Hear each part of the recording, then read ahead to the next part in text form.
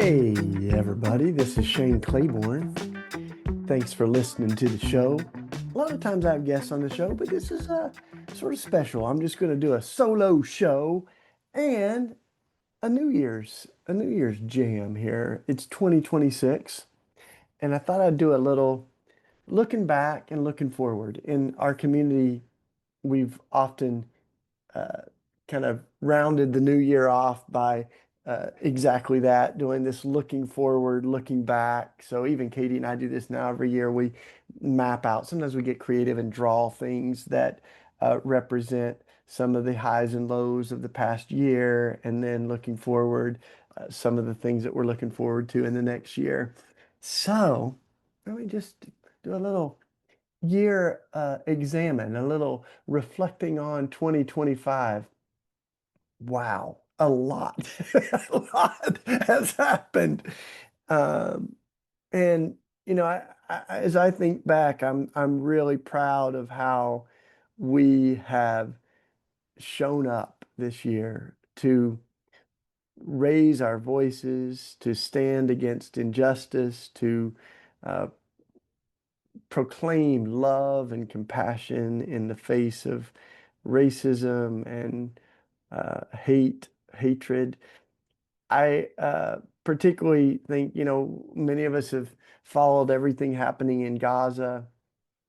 And I think of one of the highlights has certainly been, even in light of the genocide and the tens of thousands of deaths, launching God Loves Gaza. We launched that at a gathering of Christian Palestinians outside of Chicago. Many of you were there or tuned in virtually. It was a really historic gathering. Hundreds and hundreds of us were there. And theologians, pastors from Palestine shared their hearts and their faith. And we launched the God Loves Gaza campaign. And if you haven't seen it, you can go to godlovesgaza.org but we have both domains.com as well. And you can see our profession of love for Gaza, a number of ways that you can take action. And one of those that we also did in Chicago was peace communion, we've called it. So we have these platters and a cup and chalice that are made in the little town of Hebron, where Abraham and Sarah are buried there. This historic site in the Holy Lands that also the Holy Land that also is so troubled with violence and occupation. And there's a company there that makes these plates and for us, and so we've been able to support them. But also, as we remember the broken body and the shed blood of Jesus during communion, to connect that to the suffering of Gaza and the suffering that's happening in our world. So you can see all kinds of those resources. But that was sure a highlight. The other thing that we did locally this year, you may have seen we've done a lot of work around gun violence in Philadelphia. And this year, we hit a historic low. Gun deaths were the lowest they've been in 60 years. Now, I always say that doesn't mean anything if you just lost your kid, so it's still way too high. But the fact is, it's an affirmation of our work that we can make a difference, that things can happen. And we did a press conference announcing that in our new Peace Garden. So we have a space where we have a bunch, I mean, dozens and dozens of shredded and chopped up guns that are embedded in this piece of art, and it was called A Better World is Possible. So we did all that this year. That entire giant piece of public art, warm lights every 12 minutes to memorialize a life that's lost to gun violence every 12 minutes in the United States. We also have like the wood stock from the guns that is chopped up. So I say it's gun mulch or gun compost. And when you come visit, you can pour out uh, some of the mulch made from the stock of the guns in the garden. So it's a participatory peace park. So when you come to Philly, y'all, don't just visit Independence Hall and the Liberty Bell and Love Park, but come visit Peace Park. Come see the action and the good stuff happening here on the north side of Philly in Kensington. And we're like just a mile or two from downtown. I've walked from here downtown. And so if you come to Philadelphia, the city of love, make sure you come see this beautiful, powerful memorial space in Peace Park. There's a wall there where people can also, it's a mural that my buddy Josh painted where you can write names of folks that you've lost to gun violence. Because sadly, the statistic is almost half of us have a story of someone that we've lost to gun violence. And gun violence, even though it was at a low for decades in Philly this year, it is still the biggest cause of death of children in our country. So we can do it, we can make a difference. And related to that, around the corner from Peace Park, around the corner from the Simple Way, we've been renovating a three-story building. It's actually the old optometrist building, the eye doctor's building. I still get mail. I just got eye drops or contacts in a package to the old optometrist, but we've been able to acquire that space, which was mostly abandoned, and renovate all three floors. So you've heard of maker spaces where people, crafters, make stuff. And this, we're calling it the Peacemaker space because we don't just want it to be a peace museum. We want it to be a place of active organizing and mobilizing. But if you haven't seen the video, it's so powerful. Some of the floors have shredded guns embedded in the floor. With epoxy layered over it. We've got things that you can reflect on and read on the wall. We've got a sound studio with a microphone that is 3D printed from the guns. And also the whole first level is the first floor of it is where we chop up guns and by appointment, folks bring in unwanted firearms and dispose of them and we destroy them and repurpose them. So yeah, y'all, so powerful. You can go to Raw Tools Philly if you're interested in all that. We get our name from flipping the word war around backwards and now have a national network of folks chopping up guns and repurposing them, inspired by the prophets that we shall beat our swords into plows and our spears into pruning hooks. Ah! So we're doing it. And we had this year, another highlight from 2025, the annual now Peacemaker Summit. So bringing the peacemakers into town. We had over 20 organizations that were represented as we gathered here on our block in Kensington, north side of Philly. And we heated up four forges, I think it was, and melted down guns. We let people see how we destroy decommission the firearms. We did trainings. My buddy Scotty and Stan did 9-hour workshops in how to safely handle and dispose of and destroy unwanted firearms. So that was all at the Peacemaker Summit. We had a panel on restorative justice from folks that have been impacted by violence. We had heard from all kinds of different voices. We've got a bunch of it recorded, so we'll be putting it up on the website. And we're doing it again next year. Don't have the dates quite locked down yet, but just know in the fall of next year there will be another Peacemaking Summit. Come on. Another highlight from this past year is I turned 50 years old. My little baby just turned 2 years old, Elijah Allen. Some of y'all see his legendary videos on the socials. But Elijah turned 2 and I turned 50. One of my buddies, Darren, asked me if I can still do a backflip because one of my goals has been able to turn a backflip when I'm 50 years old. So I had to stretch a little while just to be safe, but pulled it off, y'all. Standing backflip. So now my goal is to be able to do a backflip when I'm 60, I guess. But it was so fun to turn half a century old. And I think of the words of my brother, my friend, Tony Campolo. He used to say, "We're as young as our dreams and as old as our cynicism." And he used to say, "And I am younger than a lot of you. Don't give in to your cynicism. The world can be different. Young as our dreams and old as our cynicism." We celebrated the life of our brother Tony Campolo, who passed away just a few months before his 90th birthday. And so that was,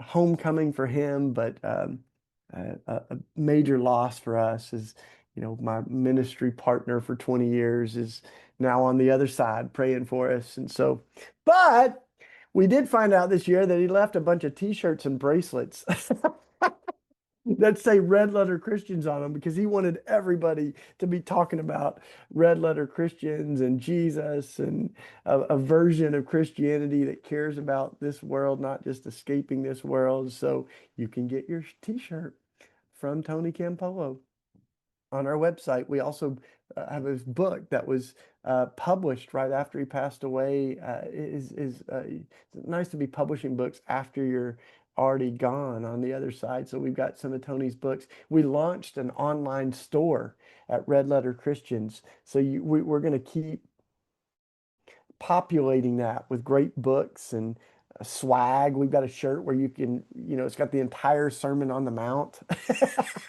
on the back of it. And it says, "What if Jesus meant the stuff he said?"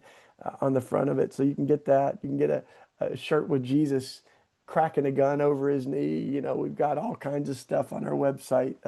So the Red Letter Christians online store, redletterchristians.org, you can pick up some swag and some stuff and a shirt that Tony left there. We only have them in large and extra large. Sorry about that, little people. But yeah, what else? So this year we did some good trouble.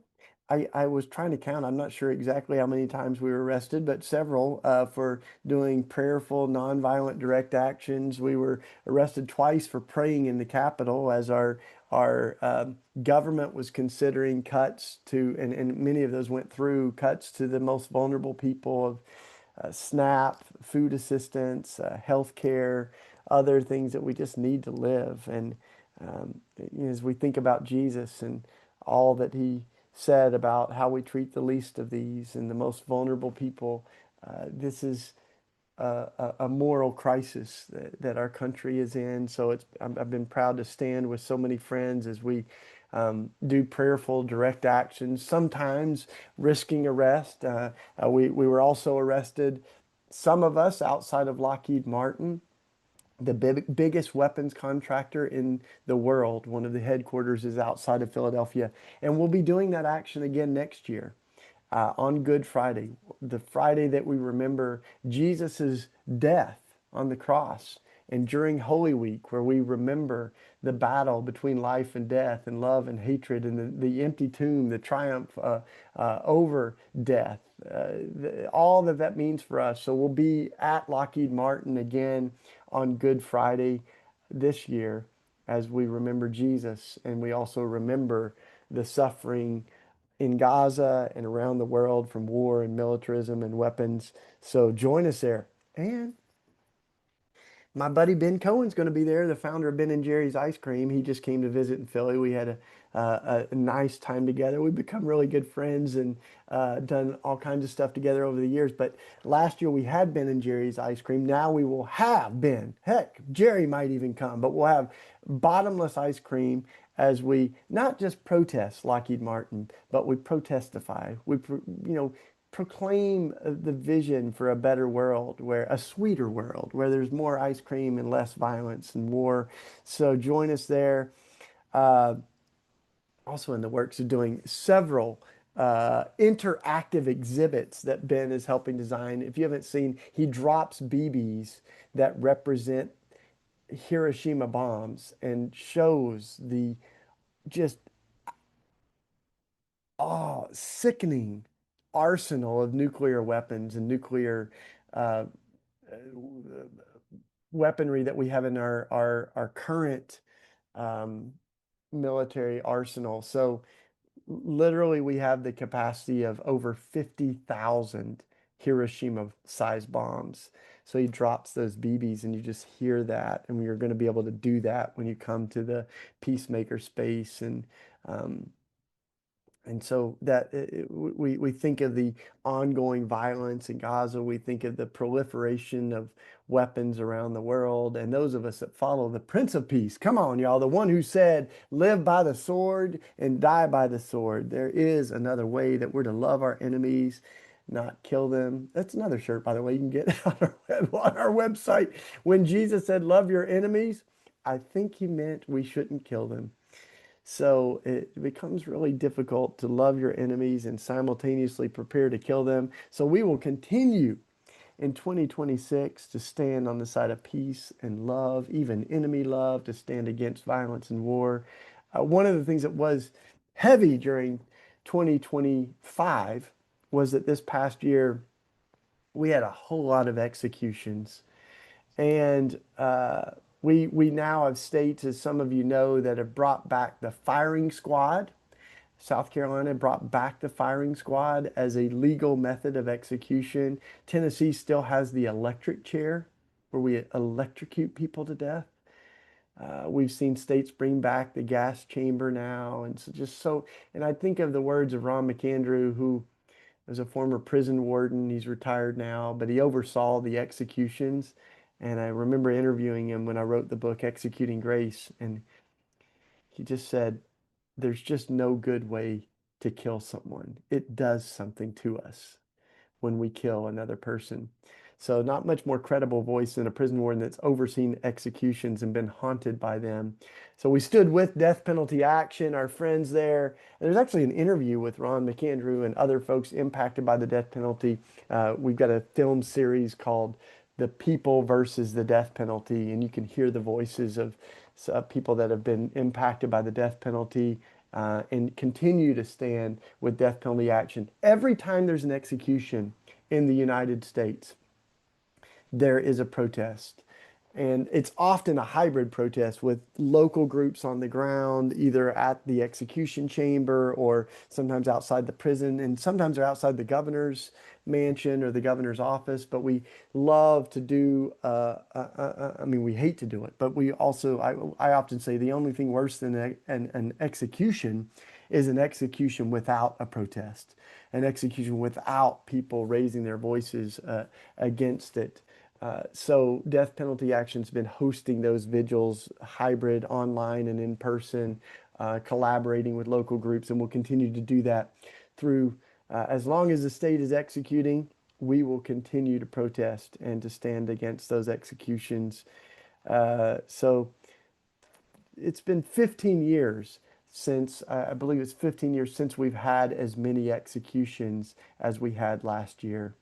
And that's so sad because there was a time where those executions were dropping every single year. Almost every year, a new state was abolishing the death penalty. And now, both at the federal level and at many state levels, those executions have turned a different direction. And many states that haven't executed in years are beginning to execute again. So we've got to keep turning up the volume for love and for mercy. And on this issue too, this is one of those where Christians are often a part of the problem. As much as some Christians use the language of pro-life, the fact is on the death penalty, we've often been pro-death. 90% of executions happen in the Bible Belt.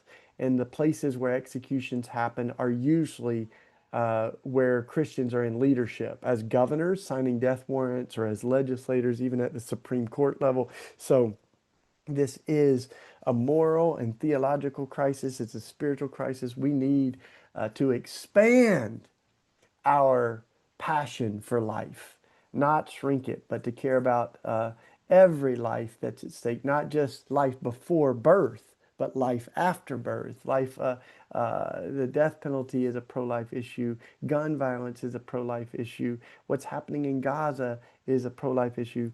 So few other things that happened over the last year. This is a little special episode of the podcast and radio show, looking back and looking forward.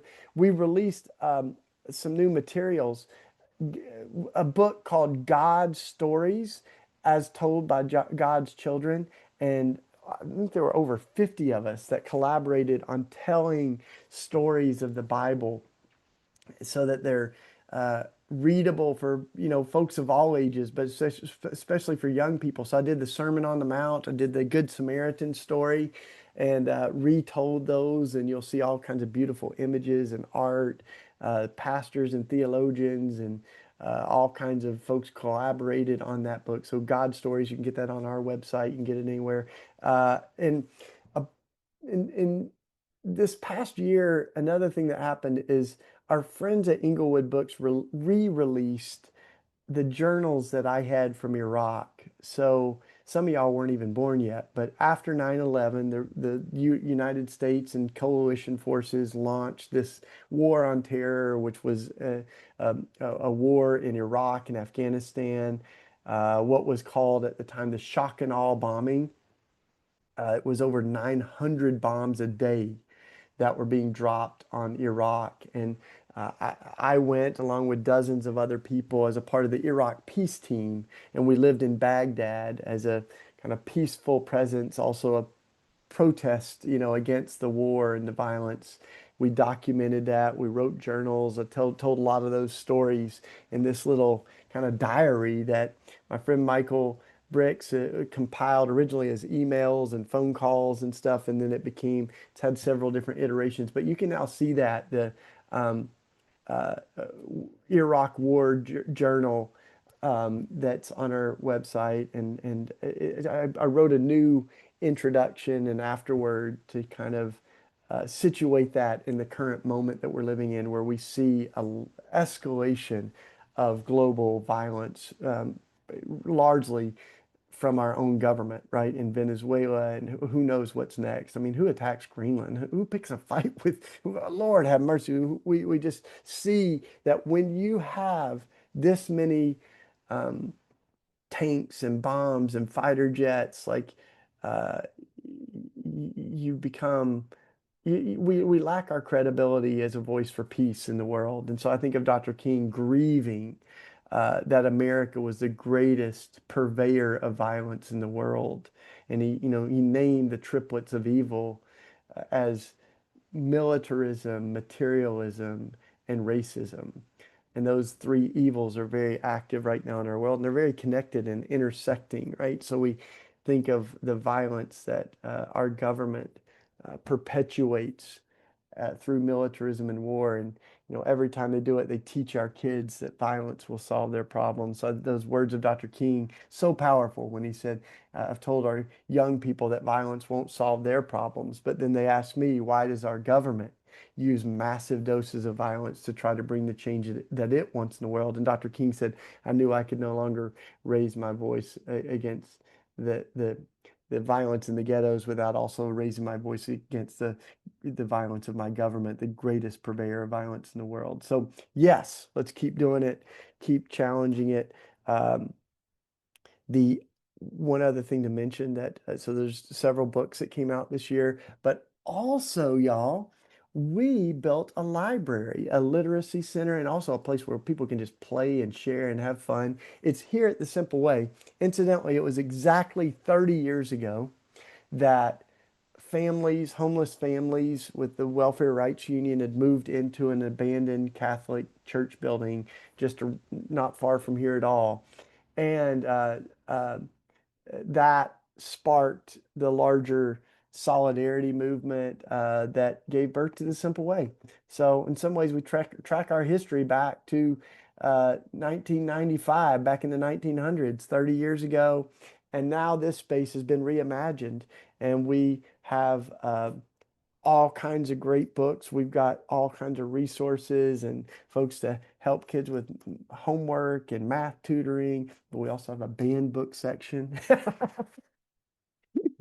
All the books that have been banned in prisons and schools and different places like Florida and whatnot, refusing to tell the real history of our country. And so we will tell the truth, and we will create spaces where our motto at the Simple Library is read, resist, and reimagine. So you can check all that out. I'm so grateful for my buddy Scott Matney, and he helped kind of custom build all these little reading nooks and stuff. So it's awesome. You got to come see it. And next year we'll be doing several open houses here at the Simple Way, where not only we get to see the community center and the library, but you can see Peace Park. You can come to the place, to our shop where we chop up guns. So there's so much going on, y'all, and the good stuff is happening. As our brother Otis Moss says, talking about being the salt of the earth. Salt melts ice. Light pierces darkness. So it's been said that, in dark nights you see the brightest stars, and this is going to be a time for us to shine. the light of God's love, to resist, to punch holes in the darkness. As I've heard Brother Moss say, we're to punch holes in the darkness. We're to shine in the darkness. We're to refuse to let the haters make us hate and choose love. Love in the face of racism and fear and xenophobia. So this year we got all kinds of stuff on the horizon. Make sure you follow us at Red Letter Christians. If you're not already a monthly sustainer, we don't even put a number on it. Just give what you can every month. Keep in touch with us. Keep us in your prayers. You'll see all kinds of stuff launching this year from the National Peacemaker Association, NPA. We'll be talking about that soon. We've got all our work around the Peace Communion. We've got several in-person gatherings, the events on Good Friday that are happening, and the Peacemaker Summit. But just keep an eye out for things going on, y'all. Uh, it's a good time to be salt on the earth, to be light in the darkness. Thanks for being a part of this movement. Thanks for all that we've done together. I mean, I didn't even mention some of the things, the Advent calendar and resources, other stuff that we've been doing together, but we'll keep doing it. And now more than ever, step up in every way that you can to sustain and support this holy work of Jesus and justice. Thanks, y'all. I'll see you next time.